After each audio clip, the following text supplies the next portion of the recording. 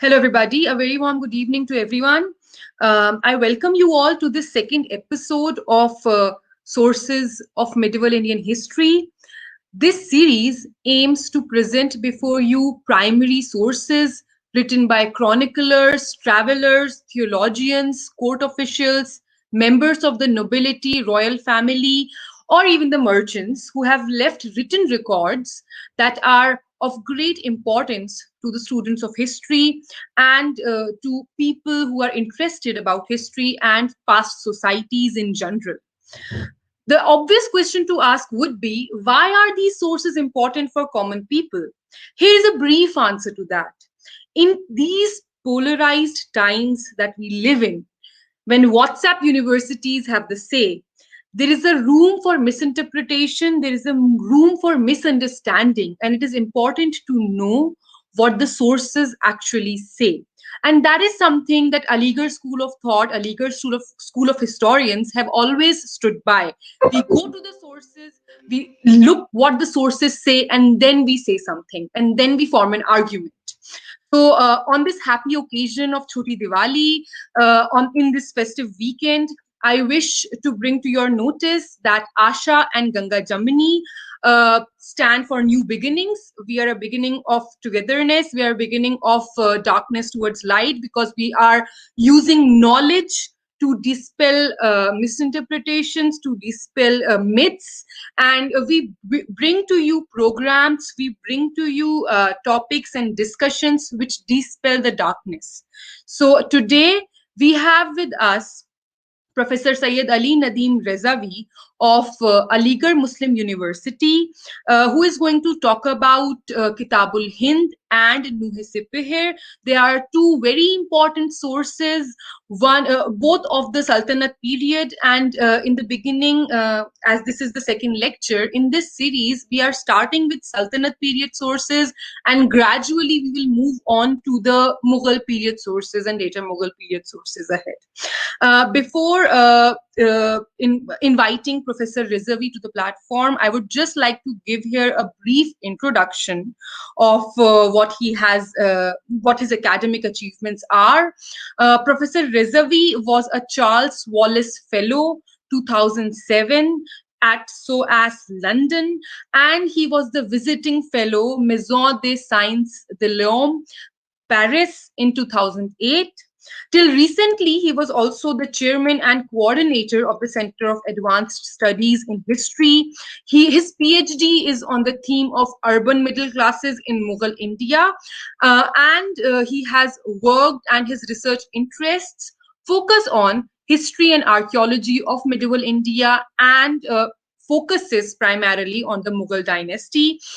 He is author of a book entitled Fatehpur Sikri Revisited, which was published by Oxford University Press in 2013.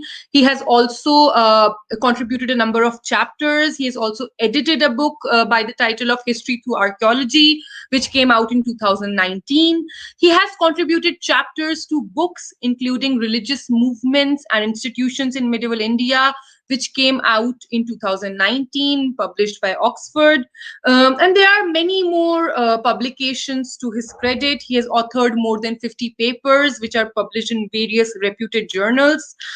He was the president of the Medieval Indian section of the Indian History Congress during 2013-14 session, General President UP History Congress 2018, Sectional President Bengal Itihas Samsad 2019, and Punjab Historical Conference 2017.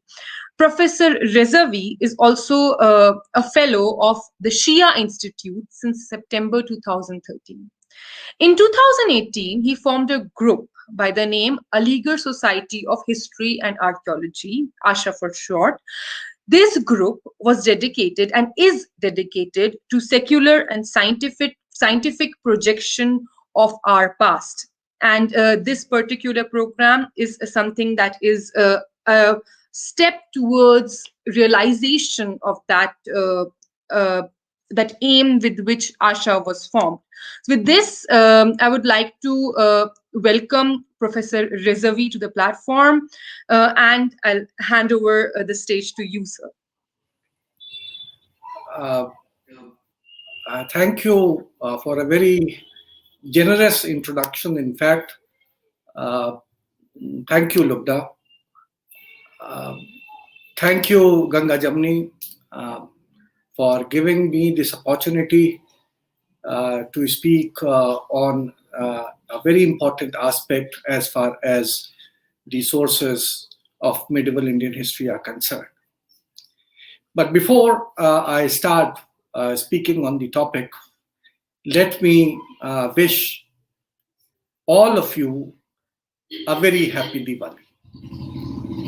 In fact, today is the Choti Diwali, the festival of light, a festival which banishes darkness, and that is one of the aims of Asha, our group, to banish the darkness and bring in knowledge. And this is the endeavor which we are trying to do before you. We started our lecture series in October with reflections on our shared past, and then slowly we started the second series on the sources for the study of medieval India. Last Friday, Professor Sayyid Jabir Raza introduced us to the Ghaznavite sources, which are needed to study the history of India. Today, I will try to deal with two early texts, one written during early 11th century in Arabic and the other during the 14th century in Persian. One is written by a scientist, Abu Rehan Alberuni, who came to India along with Sultan Mahmud of Ghazni. The other by a poet, mystic, and noble, Hazrat Amir Khusrau, who very proudly suffixes his name with the term Dehlavi. One text is actually in the form of observations by a foreign visitor who accompanied a mercenary invader, but who was himself a very keen and dispassionate observer with a scientific temper, who not only recorded what he found here as it is, but also compared it with other contemporary civilizations. The other is written by a person born in India who not only served the sultans but was also very proud of the fact that his country was India. One of the texts introduced the Indian civilization to the world. The other provides us the first glimpse of India as a geographical entity and a subcontinent from the perspective of a proud Indian. The first work is popularly known as Alberuni's India, a name given to it by a translator. It was originally known as Tahqiq Ma'al Hind, or simply Kitabul Hind. It was finished around 1030 AD. The other work which we are taking up today is a Masnavi of Amir Khusrau, known as Nuh Sipihr, which was written in 1318. Both the texts give substantial information about India and provide us crucial information regarding the interactions of the two cultural traditions, namely Hinduism, or whatever you call it, and Islam. The second text, in fact, provides us for the first time, as Professor Irfan Habib says, the idea of India as a geographical entity. My job, as far as Alberuni is concerned, has been rendered easy by the lecture delivered by Professor Jabir Raza last week. He dealt with some detail with the Tahqiqul Hind and what kind of information it provides us. So I will not go into that much time and detail as I would devote on Amir Khusrau and his Nuh Sipihr. Let me also inform you that I have papers written on them from which you may get further details. Very recently, an edited work entitled Alternative Arguments Essays in Honor of Surendra Gopal, which have been edited by Professor Ejaz Hussain and Dr. Sanjay Garg, has been published by Primus, where my paper One Civilization Looks at Another has been published. My other paper, The Idea of India in Amir Khusrau, was included in India Studies in the History of an Idea, which was edited by Irfan Habib way back in 2004. Let us start with Tahqiqul Ma'al Hind of Abu Rehan Alberuni and see what information it gives us about India and its society and culture. It is a work spread over 80 chapters and dealing with subjects like religion and philosophy, festivals and festivities, astronomy and alchemy, social life and manners, weights and measures, science and metrology, customs and laws, among other things. It is significant to note that in his attempt to look at the Indian civilization, Alberuni wastes no time on what he calls bizarre and fantastic, which has been the hallmark of the foreign perception of the Indian civilization and culture. Ainslie Embry, a very well-known scholar, in his Imaging India, published in 1989, remarks that contrarily, and I quote him, a concern with the strange and fantastic in another civilization is intended as a device to avoid coming to terms with it, to avoid giving rational explanations for human and social differences, unquote. Alberuni does not invoke this device. He regards Hindus, the Indians, we may translate it as Indians. Remember what Richard Eaton told us the other day? Indian sources mention the invaders as Turushkas. They are not mentioned by their religion as Muslims, as today we do. So Alberuni regards Hindus, that is Indians, as excellent philosophers and felt strong inclination towards Hindu philosophy. Yet, being a Muslim, and thus at times he does not fail to point out the superiority of Islam over Brahmanic India. He actually attacks Arabs, but never Islam. In his Tahqiqul Hind, he explored nearly every aspect of Indian life, including religion, history, geography, geology, science, and mathematics. During his journey through India, military and political histories were not of Alberuni's main focus. Instead, he decided to document the more civilian and scholarly areas of Indian life, such as culture, science, and religion. Doubts are sometimes raised about the concept of India as a nation prior to the British occupation, and Alberuni provides a definite information on this issue. He mentions various parts of India as different states and regions, but is categorical about the boundaries of the country of India. He informs that the mountain Kularjak near Kashmir and the mountains Unang, from where the river Sindh originates, at that time the region was under the Turks when he was writing, form the northern frontier of India. This may refer to the Karakoram range in the Himalayas and areas to its east. In the western frontier mountains of India, there lived various tribes of Afghans and extended up to the neighborhood of the Sindh Valley. This would mean the area on the Afghanistan-Pakistan border on the upper side and the area up to Sistan on the lower side as the western frontiers of India. He further informs that the southern border of India is formed by the ocean and the coast of India begins with Tees, the capital of Makran. He does not specify the eastern frontier of India, but elsewhere he mentions Vanga, Pragyotish and Lohita, that is Bengal, Assam, and Arunachal Pradesh, respectively, as parts of India. While talking about Sarandeep, that is Ceylon, he also mentions Rameshwaram and Setubandh.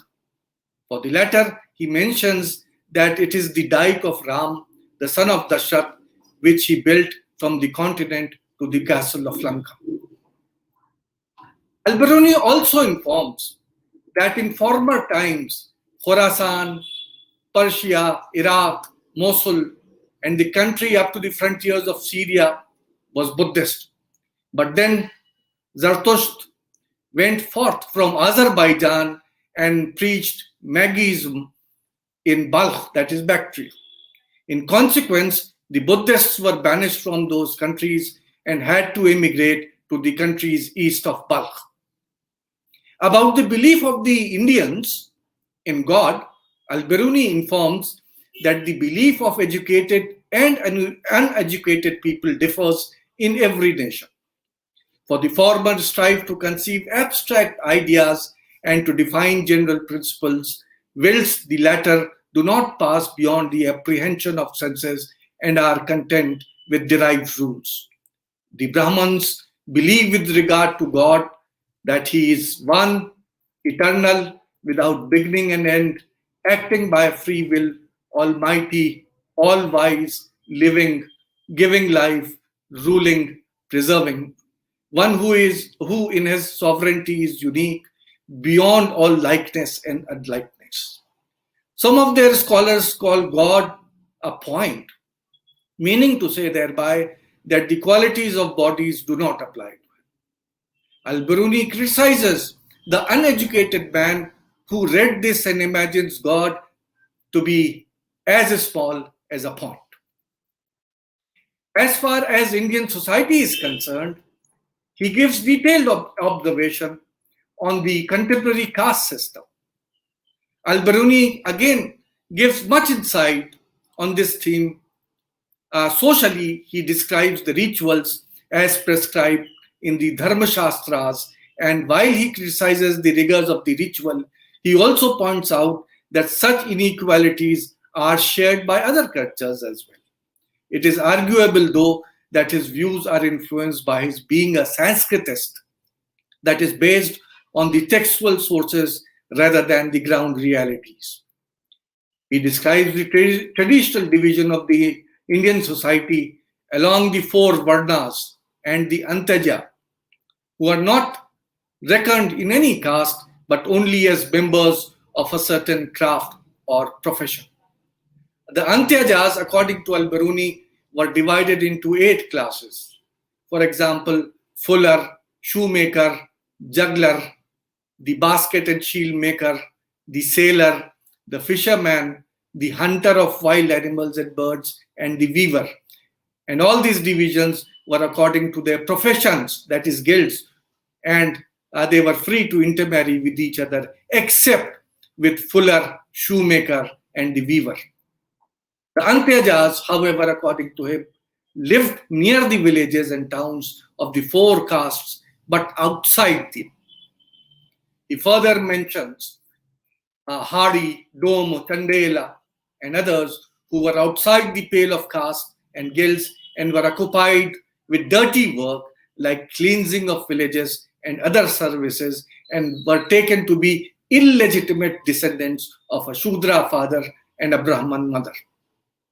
On the eating customs of the 4 castes, he observed that when eating together, they form a group of their own caste, one group not comprising a member of another caste. Each person must have his own food for himself, and it is not allowed to eat the remains of the food. They don't share food from the same plate, and that which remains in the plate becomes after the first eater has taken part of it as the remains of the meal, which he calls. Alberuni also mentions the dresses worn by the Indians. He mentions the turbans, the trousers. He says that those who want little dress are content to dress in a rag of 2 fingers breadth, which they bind on their loins with 2 cords. But those who like much dress wear trousers lined with as much cotton as would suffice to make a number of counterpanes and saddle rugs. These trousers have no visible openings, and they are so huge that the feet are not visible. The string by which the trousers are fastened is at the back. Their sidar, a piece of dress covering the head and the upper part of the breast and neck, is similar to the trousers being fastened at the back of the button. Thus, we see that Alberuni's account of India, although marred by ideological impulse from Islamic understanding of religious truth, moves towards an attempt to understand the cultural differences. You know, everything which had been written so far on Indian civilization was second-hand, a farrago of materials never sifted by the sieve of critical examination. He writes, no one will deny that in questions of historic authenticity, hearsay does not equal eyewitness. Alberuni made an attempt, which was the first of its kind. He found many things which were simply abominable in Indian society and culture, but then, as he himself rationalized, and I quote him, but similar errors also occur in other religions.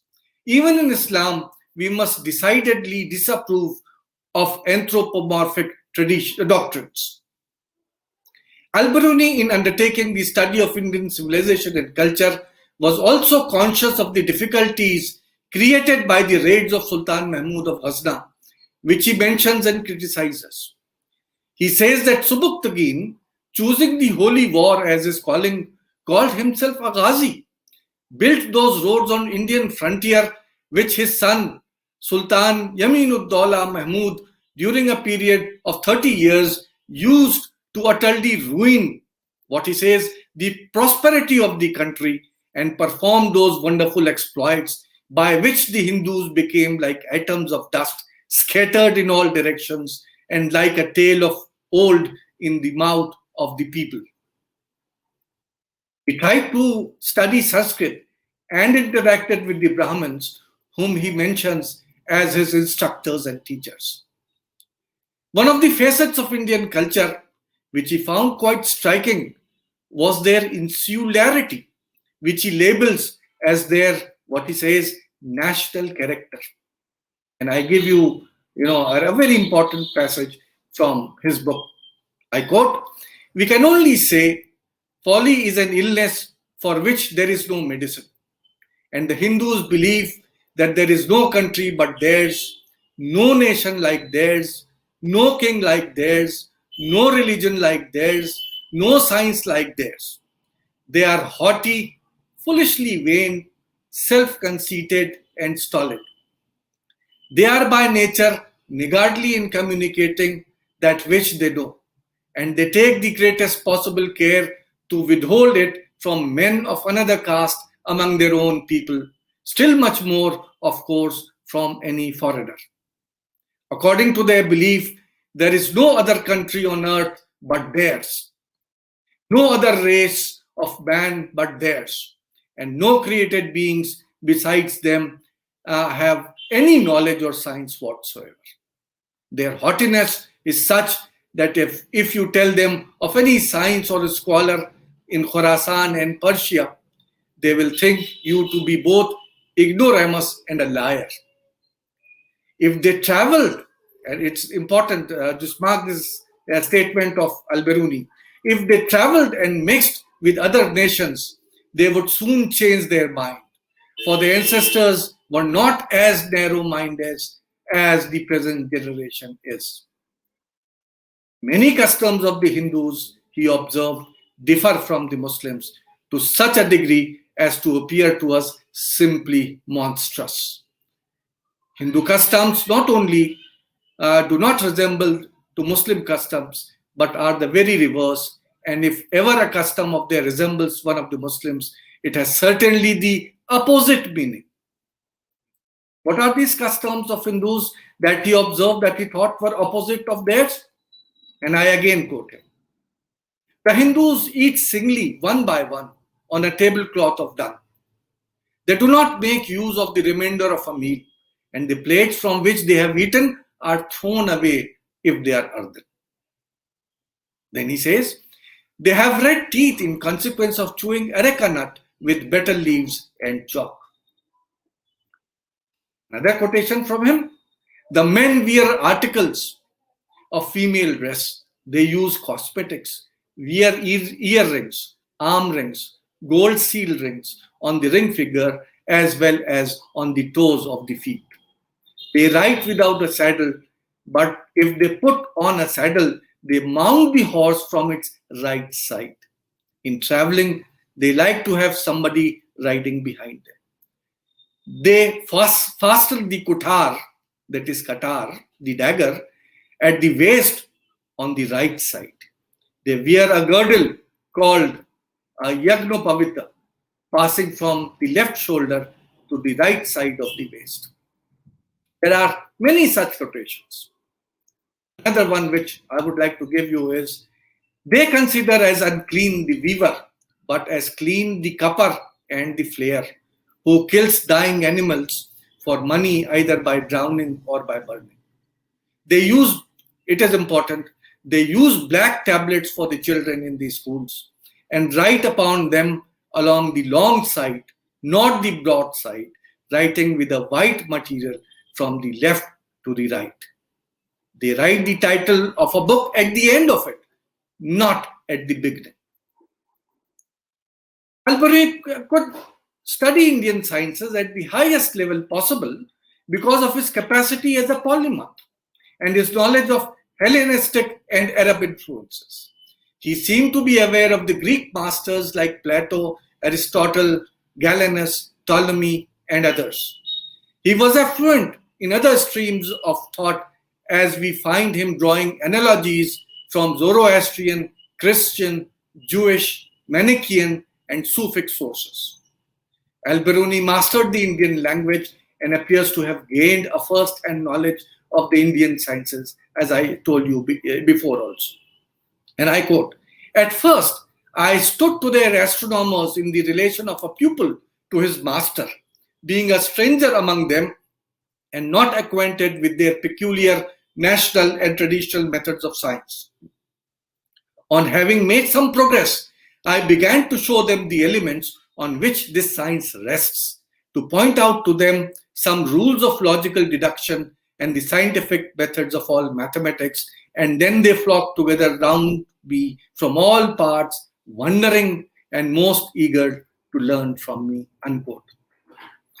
Among his Indian sources, we find that he was aware of and used Sankhya of Kapila, Patanjali, Bhagavad Gita, and Puranic literature like Vishnu Dharma Purana, Vishnu Purana, Matsya Purana, Vayu Purana, and Aditya Purana. He also made an in-depth study of such scientific works like Puli Siddhant, Brahma Siddhant, Khandaka Dayaka, Uttara Khandaka Dayaka of Brahma Gupta, Brihat Samhita, Charaka, etc. etc. Alberuni appears to appreciate the Indians for their knowledge of sciences. For example, at one place he explains, and I quote him, the Greeks, though impure, must be honored, since they were trained in sciences and therein excelled others. But then, what are we to say about a Brahman if he combines with his purity the height of science?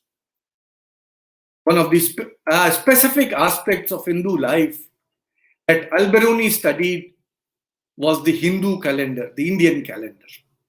His scholarship on the topic exhibited great determination and focus, not to mention the excellence in his approach of the in-depth research he performed. He developed a method of converting the dates of Hindu calendar to the dates of 3 different calendars that were common in the Islamic countries of his time period, the Greek, the Arab Muslim, and the Persian. Alberuni also employed astronomy in the determination of his theories, which were complex mathematical equations and scientific calculation that allows one to convert dates and years between the different calendars. He also translated the works of Indian sage Patanjali with the title Tarjumat Kitab Patanjali. The dispassionate account of Hinduism given by Alberuni was remarkable for its time. He stated that he was fully objective in his writings, remained unbiased like a proper historian should. Alberuni documented everything about India just as it happened. But he did note how some of the accounts of information that he was given by natives of the land may not have been reliable in terms of complete accuracy. However, he did try to be as honest as possible in his writing. Dr. Sakhau compares his work as, and I quote Sakhau, a magic island of quiet, impartial research in the midst of a world of clashing swords, burning towns, and plundered temples, unquote. Now, with this brief account of what is given in Kitab Hind, let me pass on to Amir Khusrau and his Nuh Sipihr. The idea of India as a nation is a comparatively recent development and appears to be not older than the age of Gautam Buddha, that is around circa 500 BC. When we hear of the 16 Mahajanpadas, which together comprise North India and parts of Afghanistan. Ultimately, it was with Ashokan inscriptions found all over India, datable to circa 250 BC, that one first encounters India's early names. Jambu Deepa, the Pali form of Jambu Dweep, used in rock edict first of Ashok, used in the sense of the country as a whole. The cultural distinction reinforcing a territorial idea of a nation is also found from the time of Ashok, when in Rock Edict 13, one hears of the Greeks, Yonas, being different as, I quote, they had no shamanas, that is Buddhist priests, and brahmanas amongst them. The idea of an independent nation was further crystallized with the Turkish contact when the term Hind came to be applied for not only a geographical territory but also to the people inhabiting this territory. The writing of Abu Rehan al-Biruni's Kitab Hind, which we discussed earlier, further consolidated the view of India being a distinct cultural entity. The terms Hindu, the plural of which is Hinduan, Hindi, and Hindustani, came to be applied to the inhabitants of this geographical territory, whether they were Hindus in the religious sense of the term or Muslim. It appears that by 13th century, along with this common nomenclature and the concept of a distinct geographical unity, came an understanding of a common heritage and a composite culture. The most prominent examples of this emerging, what I can say, nationalism, common heritage, and composite culture appear in the writings of Amir Khusrau Dehlavi, the poet laureate of Delhi Sultanate.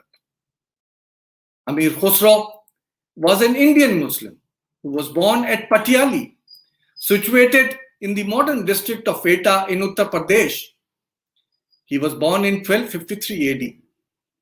His father, Amir Saifuddin Mahmud, had migrated to India during the reign of Iltutmish, some years prior to Khusrau's birth, from the city of Kush. Now that city is known as Shahr-e-Sabz, which is in Uzbekistan. His mother was the daughter of Imadul Mulk, a noble of Delhi. Khusrau was a prolific writer and has left behind important works like Qiran-ul-Sadain, Miftahul-Futuh, Shiri wa Khusrau, Hasht Bihisht, Masnavi Deval Rani wa Khizr Khan, Matlaul Anwar, Ejaz-e Khusravi, Khazainul Futuh, and of course, this particular work which we are analyzing, the Nuh Sipihr. Although in almost all these works, Khusrau has left behind statements which help us understand his vision and concept of India as a nation, the Nuh Sipihr appears to be the most patriotic of them all.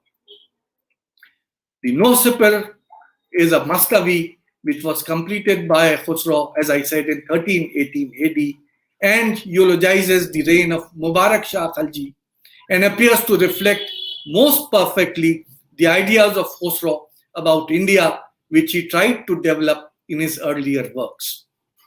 This work is divided into 9 chapters, which correspond to the 9 skies, Sipihr, that is, the heavens. It is generally in the 3rd chapter of this work that we find most of the references to his concept and praises for his country, India. It is here that Amir Khusrau proudly asserts, and I quote him, "If my adversary taunts me as to why do I give tarjee to Hind over other nations, I would say there are 2 reasons for this hujjat assertion. The first reason is that this land since time immemorial has been destined to be the place of my birth, Maulud, abode, Mawa, and motherland, Watan." So one of the first things he says about India, that it's a good place because it is my homeland. He further justifies the praise and precedence which his motherland enjoys by citing a well-known tradition of the Prophet. The love of motherland is an essential part of true faith. Hubbul Watan minal Iman. He asserts that this is an essential part of his deen, his creed. In the introductory section of this chapter, chapter 3, Khusrau clarifies that the praise of India was reserved in this section because the presiding planet of both the 7th sky, to which this chapter corresponds, and India was Zuhul, Saturn. He mentions in his section that although Rum, Khorasan, and Khotan are alleged, that is, Tana log dete hain, they are superior of their superiority, he had knowledge of the efficacy of this country's magic and thus proved that Hind is better than any other country. He writes, and I quote him, "If the Creator bestows upon me the gift so that my easy flowing pen may be empowered to express qualities to perfection, I aspire not to leave the greatness of this land on earth concealed, but raise it to the sky up to the height of heaven." Khuld Bari. Khusrau then goes on to enumerate 7 rational evidences, Aqli Dalil, Asbat, which go to prove the assertion that India was the paradise. The first argument which he puts forward, and please, pay attention.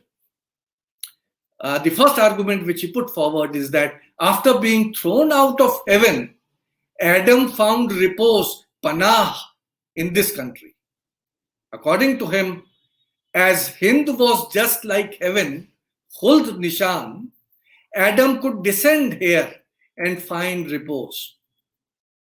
Secondly, India was the land of the peacock, which was a heavenly bird.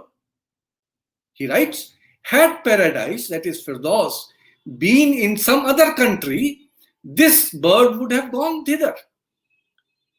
The third evidence of Khusrau regarding India being heaven was that the serpent, which was a companion of the peacock in the heaven, also accompanied it to this land. But as this land was known for its good and beneficial deeds, while the serpent had the vice of biting, it was allotted place below the earth and not above it. Khusrau puts forward 4 other arguments, which include the moderate climate of India as compared with the severe climatic conditions of his Central Asian homeland, and the tradition of the Prophet that the faithful would receive their reward not in this world but in the heaven, while the unbelievers would enjoy here itself. He writes, Hind was a paradise for the unbelievers since the advent of Adam till the coming of Islam. Even in recent times, these infidels have every pleasure of heaven like wine and honey. After establishing that India was the heaven on earth, Khusrau goes on to discuss the reasons of his preference of Hind over Rum, Iraq, Khorasan, and Kandahar, and discusses the ideal climate of his country, its flowers and fruits. Discussing the moderate Indian climate, Khusrau remarks, and I again quote him, they, that is Khorasanians, are deafened by the excessive cold and do not listen to the arguments of India being heaven, and instead accuse it of possessing an extremely hot climate. In reply to this, I cite again what the Prophet had said, the hot weather is troublesome, and that is all, but everyone is killed through cold weather. Further praising the Indian weather, Khosrow says that it is so moderate that a poor peasant, Deccan, spends the night in the pasture land grazing his flock with only a single worn out cloak wrapped around him. A Brahman can take his bath in the cold waters of the river early in the morning, while a mere branch of a tree is enough to shade the poor of the country. There is a spring, Bahar, all year round in India, and thus an abundance of greenery and beautiful fragrant flowers which do not lose their fragrance even after they wilt. Among the juicy fruits of India, Khosrow mentions mangoes, bananas, which are extremely soft, and sugarcane, cardamom, camphor, cloves are also mentioned, as well as, and they are mentioned as dry fruits. He also picks up betel leaf, tambol, which he especially mentions as a leaf which is eaten like a fruit, a meva, and there is nothing elsewhere in the world like it. He informs the ordinary people, Ahle Shikam, have no taste, zauq for it. Only the high, the mehtar, and their sons relish it. Its special preparation is not for everyone except for the Qutb Falak, the king. Amir Khusrau's idea of India and its geographical boundaries comes out more clearly when he mentions the different languages which the people of his country speak. And I quote him, there are different languages in every area, arsa, and corner, nahiyat of this land, having their own special phraseology and rules which are not transient.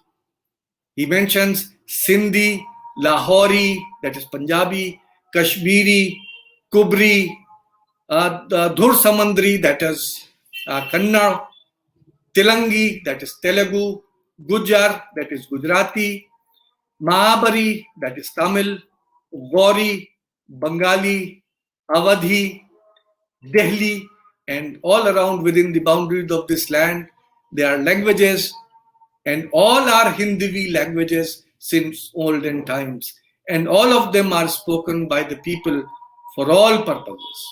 It is interesting to note that Marathi and Malayalam are not mentioned by Amir Khusrau at all. Probably these languages had not developed by this time. Dealing with the commonly spoken languages during this period, Hindavi and Persian, Khusrau points out, surely the popularity of Turkish grew similarly. It spread with the Turkish rule on the earth, as it was the language of the prominent people, Khasa. The commoners also adopted it, and it became popular in the world. Hind similarly got its spoken languages. Hindavi is and has been the spoken language of India. The Ghurids and the Turk came.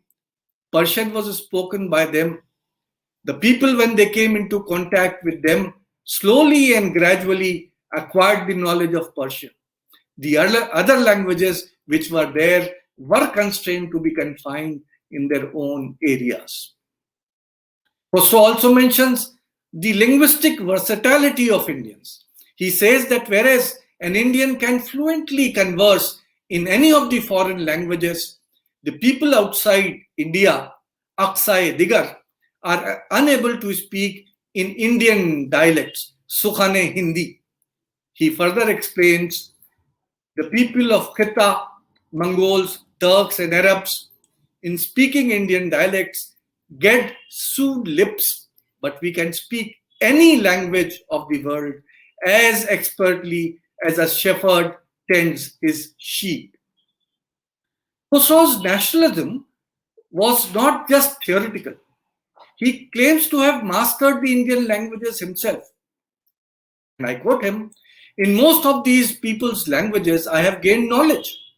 I know them, inquired about them, and speak them, and to an extent, more or less, have been enlightened by them." Unquote. Amir Khusrau also mentions Sanskrit and its rich literature, but remarks that it was the language of the Brahmins. Even amongst them, not all can claim mastery over this language. Like the Arabic, Sanskrit has its grammar, definitions, system, techniques, rules, and literature. He further says, this language, that is Sanskrit, has the quality of a pearl amongst the pearls. It is inferior to Arabic, but superior to Dari, that is Persian. Khusrau with great pride mentions that scholars from all over the world come to India to gain knowledge and expertise. However, a Brahman never leaves the boundary of India to acquire knowledge, as there is no need for it. Brahmins in their knowledge and intellect, and I am quoting him, are far superior to the knowledge of all the books of Aristotle. Whatever Rumi revealed in philosophical thought to the world, the Brahmins have a greater wealth. This is what Amir Khusrau says. However, these Brahmins are by nature quiet and do not speak much. Thus, most of their knowledge remains hidden from the world and generally remain misunderstood. Khusrau, however, counts himself amongst those who acknowledge their virtues and qualities. He says, and I again quote him, as nobody has tried to learn from the Brahmins, they have remained unrevealed. But I, to an extent, have done a bit of research in this matter, and after putting a stamp of confidence on their heart, have gained some insight into their secrets of learning. Whatever I could grasp has not been contradicted from any quarter so far. Unquote. Dealing with the superior knowledge and learning of the Indians, Khusrau again remarks, and I quote, I may be slightly biased in my views, yet whatever I will submit, I shall justify. Though there are men of letters, nowhere is wisdom, danish, and philosophy, hikmat, so well written. Unquote. Logic, that is mantak, astrology, tanjeem, and scholastic theology, kalam, except fiqh, that is Islamic law, are found and known in India. All rational sciences, the natural sciences, tabi'i, and mathematics, riyazi, originated in India. Regarding the Indian origin of Hindisa, arithmetic, Khusrau says, and I quote him, even if wisdom, aql, makes a detour of the world, it will not find such a gift of hikmat, that is arithmetic. Take a zero, for instance, which is a blank mark in itself. When used along with something else, becomes meaningful. When the science of mathematics, Riyazi, developed from it, the book of Al-Majast, that is of Ptolemy, and Euclides, came into existence.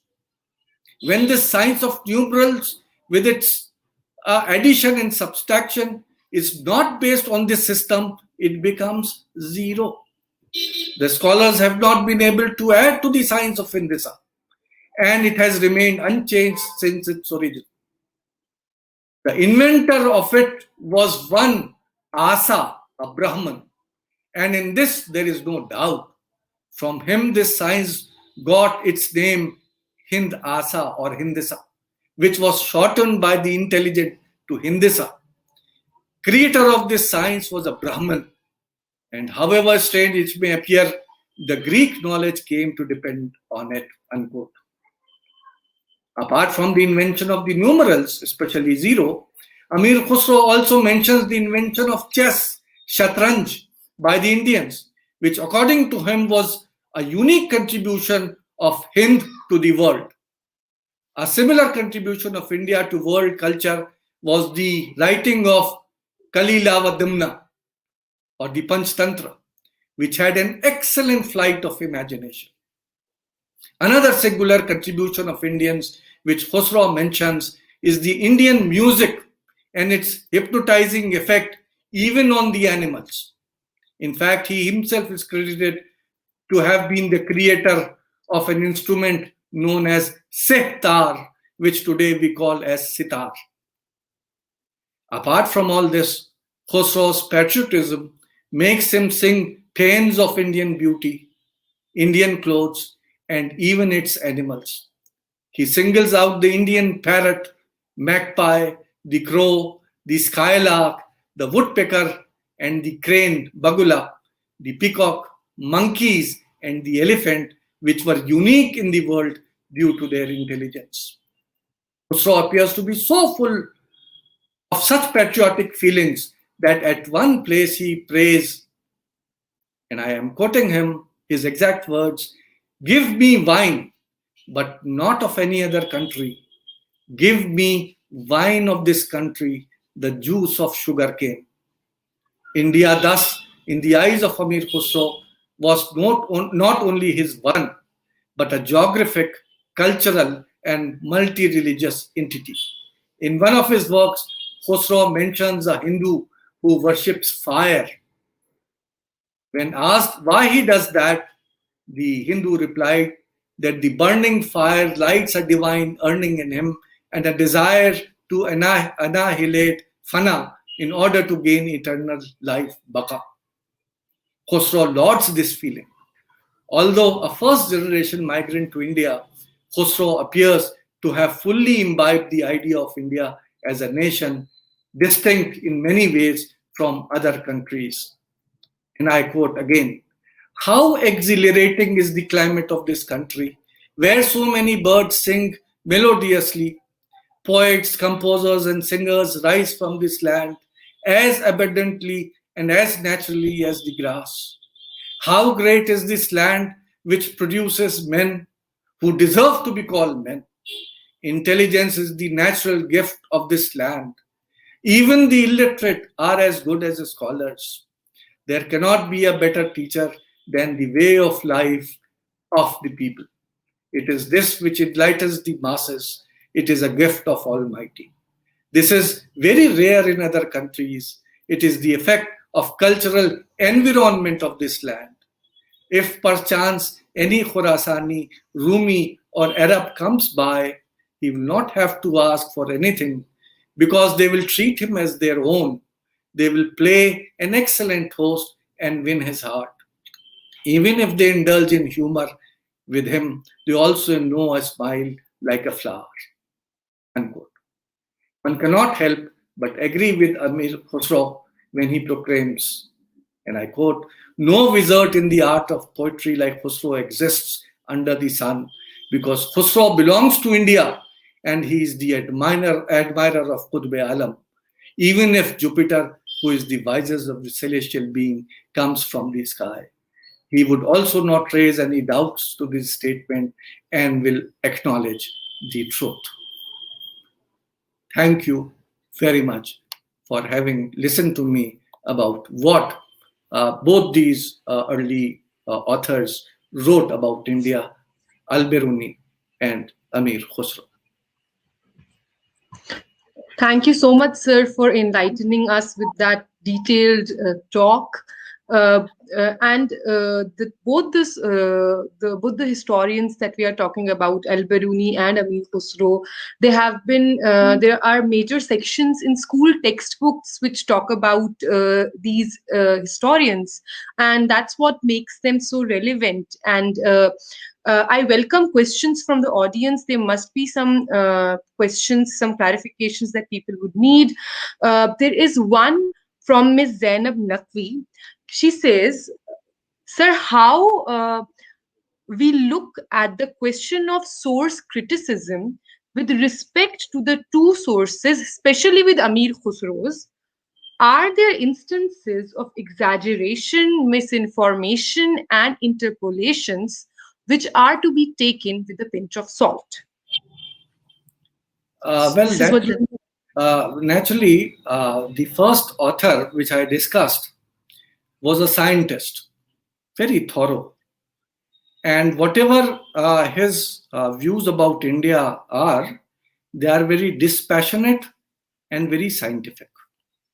As far as Amir Khusrau is concerned, there is no doubt. I mean, I read out passages which demonstrate that there are extreme exaggerations.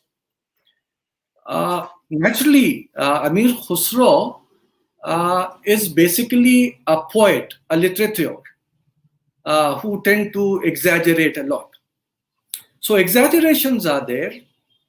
For example, at one place, I didn't cite it here, one of the fazilat of Hindustan, which he writes, is that when Adam descended from heaven, he ate the fruit of India and then went to the Arab land where the refuse was let out from his body.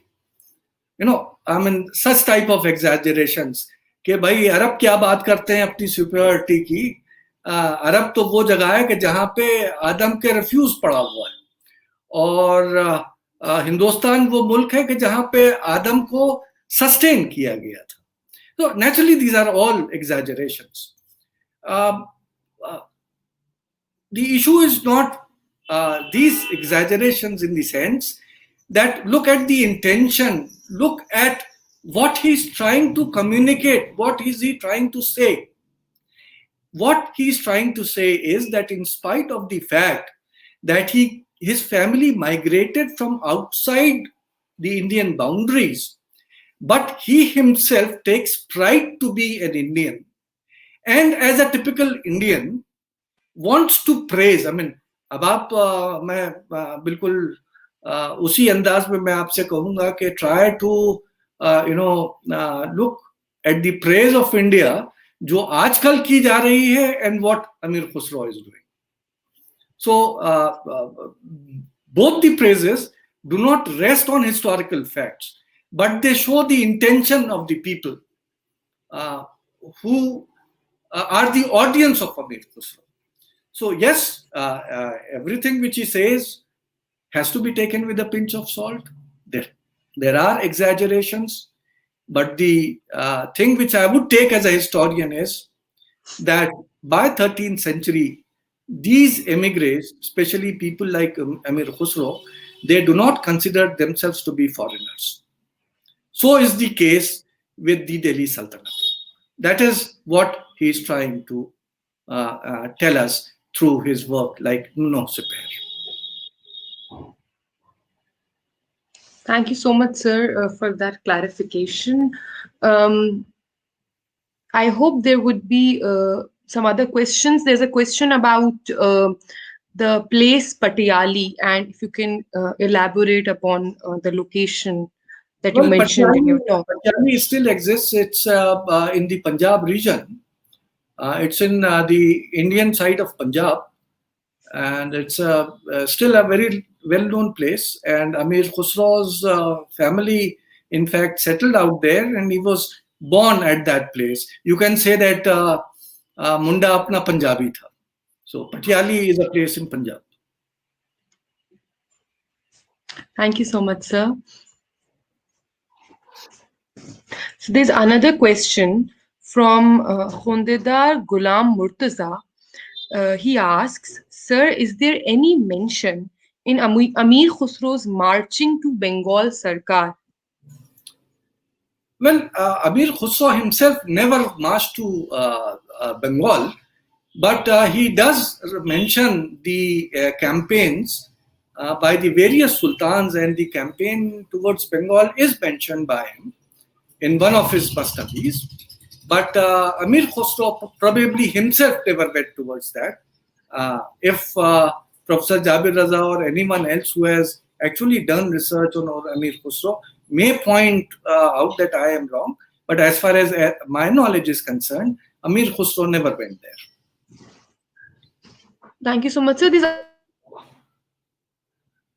another question from the question is, I would like to ask Professor Rizvi at what point the inscription of the self and inscription of the other took place, the point of rupture, keeping in mind Cynthia Tablot's essay, unlike the times of first generation empires in the 13th century.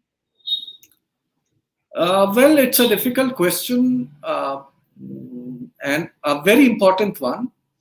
Um,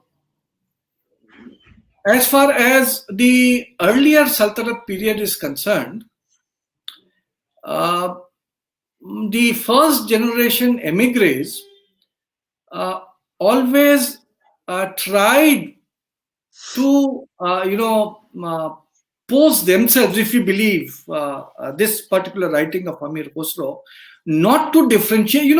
The problem is that it was a period when the concept of nation was not there. So there was neither anyone who was a foreigner nor anyone who was indigenous. And everyone particularly was an emigre from one place or the other till I think the present days. When we use the term Vatan, it actually means a particular small region, a district from where we belong to. So possibly during this period, Cynthia Talbot might have something to say on that. But as far as the people of that period are concerned, the emigres never thought themselves to be much different from the other. Similarly, the Indians also did not take them to be foreigners. As I pointed out that in one of the previous lectures, what Richard Eaton points out, that even the invaders to India, they were never called as the other, the Muslims. They were known as Turushkas by their, clan name. So possibly, I don't think that in this period we can differentiate between, or we can talk about two different registers of clans and people. More of a modern reading into the Yes, past it's that we are more of talking. a modern reading. Yes. Yes, sir. So, sir, Dr. Rohma Javed Rashid asks you, how much do you think Alberuni's opinions on Hinduism were impacted by the larger atmosphere of accommodation of other religious thoughts prevalent in the larger Islamic world? I say this because Alberuni was neither the first nor the last in giving these accommodative views of other religions. I would agree with Roma that um, Amir Khusro is not singular in accommodating the beliefs of various communities. This was a tradition which he was following, which had been earlier established. But then, as I pointed out, when we compare Al-Biruni of 10th century with Amir Khusro of 13th century, 14th century, we do tend to find a difference. Al-Biruni was dispassionate, um, but almost considered himself to be a foreigner. Um, he gave very dispassionate opinions about Hinduism, never criticized it. He always praised the things which he found good. But if you look at 13th century Amir Khusro, he tends to be brushing aside all the differences and accepting everything as his own. So the traditions were there, but Amir Khusro probably by 13th century had a different take. Thank you so much, sir. There's another question by Dr. Salim Zaveed. He says, sir, I would like to ask you what we can learn from Amir Khusro's patriotism and his idea of India. So, probably he wants you to elaborate more on what you touched upon towards the end of your talk. Well, what I talked about Amir Khusro is just to contrast with the present situation. Uh, uh, uh, you know, uh, mm, Today we are living in an age when uh, we try to highlight the differences more than the commonalities. Here, during the 13th century, a person who actually should have taken pride in the fact that he is a Turk, he is trying to posture that the Indian society, the place where he has come to settle, is much better than the place of his origin. Uh, uh, a reading of Amir Khusrau's work, not only Nuh Sipihr, but even his other Masnavis, would point out towards attempts towards accommodation. And one of the takes which we should take is that in spite of all the differences, living together differently should be our motto. And we should learn from Amir Khusrau and try to appreciate even the bad things in a positive way. That's such a important message to, like make it go through right now at this particular moment. Kamlesh Mohan asks you, this is a detailed question. I'm going to read the entire thing. Where have the glories gone? Many factors, especially colonial politics, may be held responsible for weakening the heritage. Is not the elite self interest responsible for defacement and forgetfulness? Real cultural heritage Real cultural heritage. How far weak linkages between past and present and disruption of dialogue led to minimization of appreciation of composite culture in India? Well, there are a large number of factors which are responsible. What we generally tend to do is that we try to put all the blame on our colonial masters. Whenever we talk about the communal conflagrations or differences, we always say कि वो तो अंग्रेज लड़ा गए हमें. Um, That's what we so I think there is a limit to this argument, and somewhere inside, all of us are also responsible. And the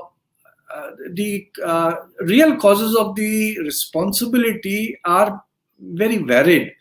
And I think that we should self introspect and see where we changed our direction.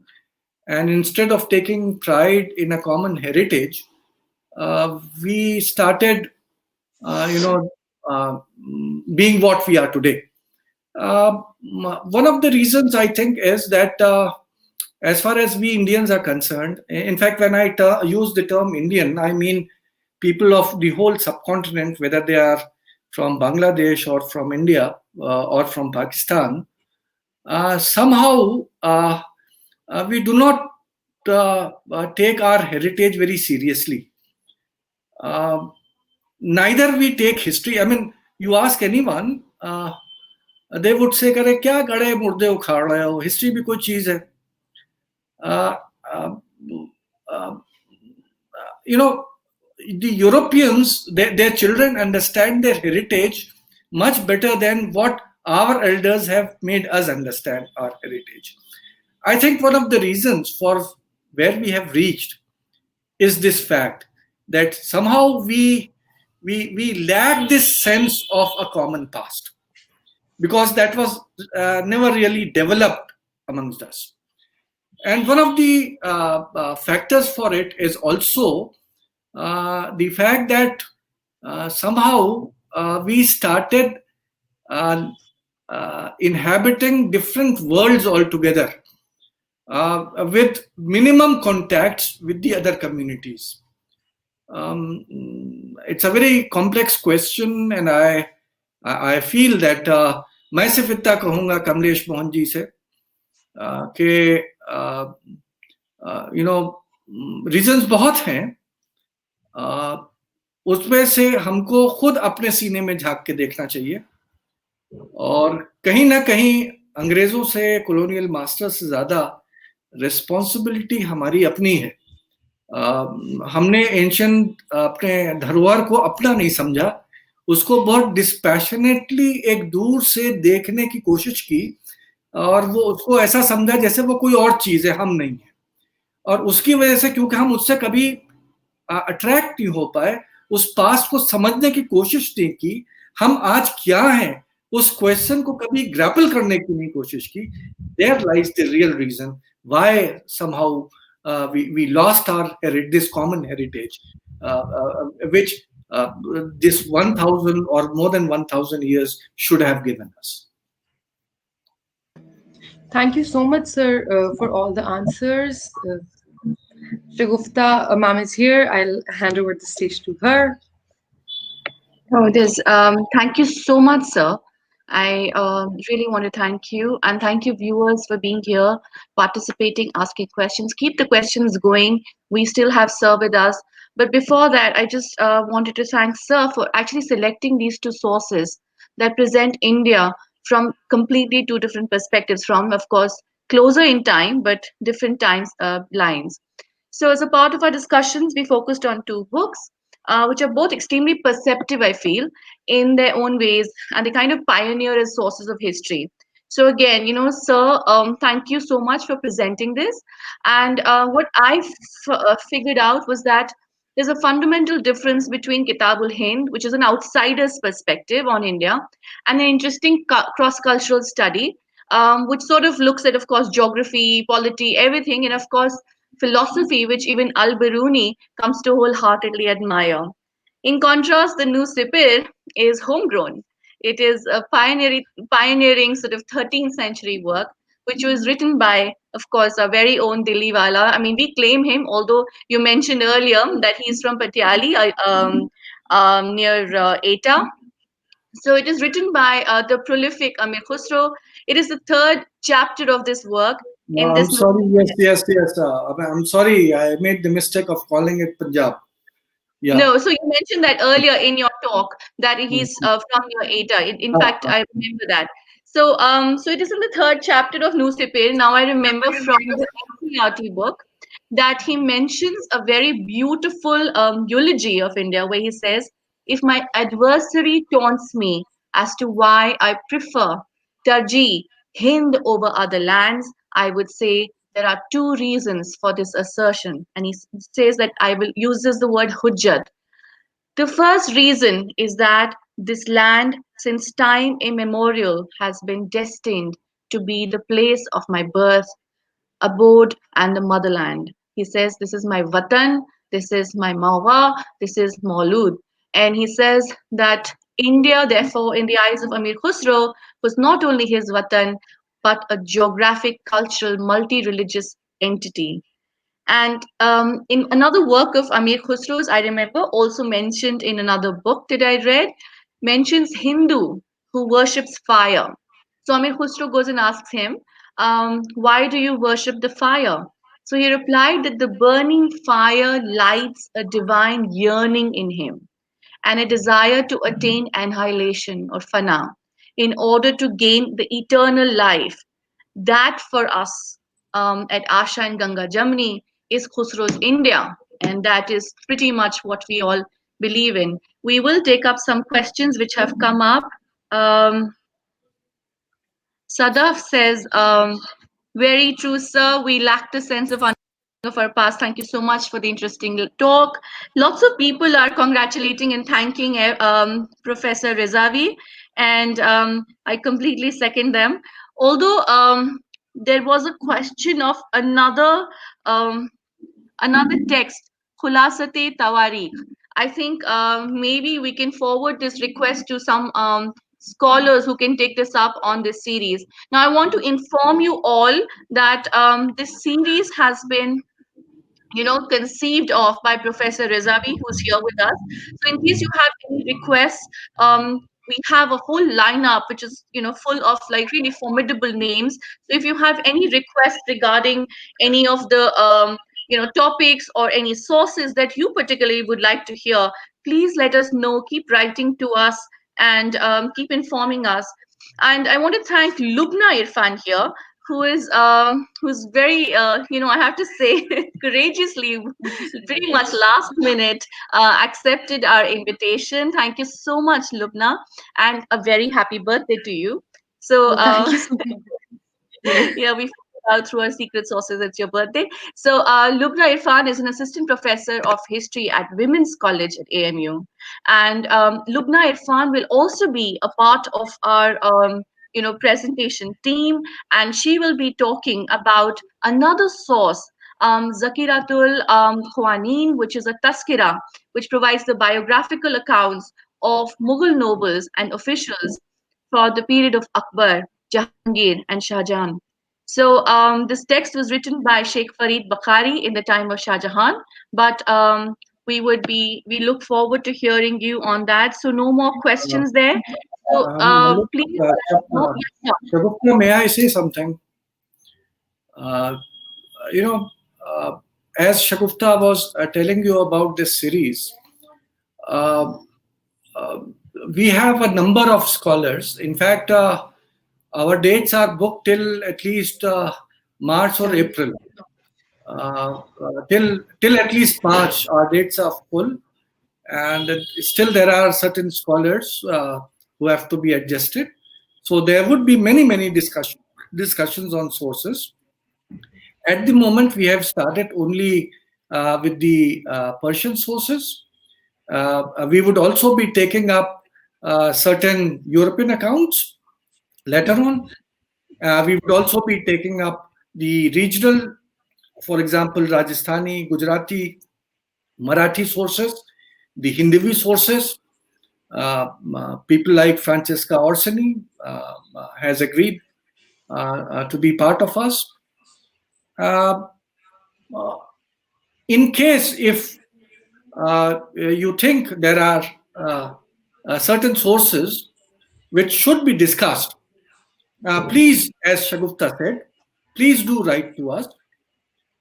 We at the moment have tried to choose those sources which try to either uh, give us crucially important information about our past, or they tell us about how we survived for these thousands of years, uh, living together but separately. So both these things we have taken into consideration.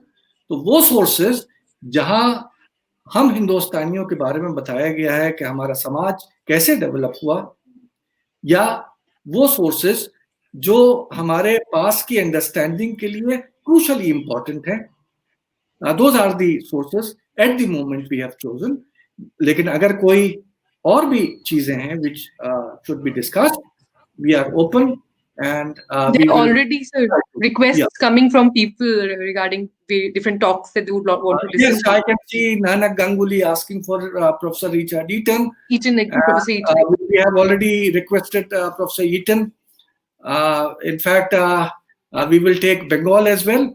Although there is another topic which we have decided to give him, so possibly there might be 3 lectures from him if he also accepts to speak on Bengal.